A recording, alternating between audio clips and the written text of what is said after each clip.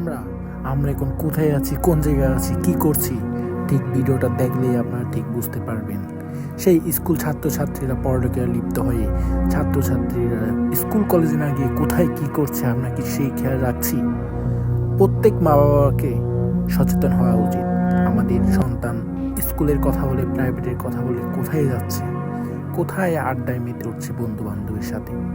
চলুন আমরা ফুল ভিডিওটা দেখে সচেতন নাগরিক হিসেবে দেশকে রক্ষা করার চেষ্টা করি। জায়গাটা হচ্ছে শৈবাল পয়েন্ট, সবারই একটি সুপরিচিত একটি জায়গা, যেখানে শুরু হয়ে সকাল হলে ছাত্রছাত্রীদের আড্ডা কারখানা এবং রাত পহলেই শুরু হয় পতিতালয়ের ব্যবসা। আমরা অভিভাবকরা একবারও চিন্তা করে দেখেছি আমাদের সেই ভবিষ্যৎ উঠতি বয়সী ছেলে মেয়েরা এভাবেই অপকর্মে জড়িয়ে যাচ্ছে? এই বিষয়ে আমাদের সচেতন হওয়া উচিত।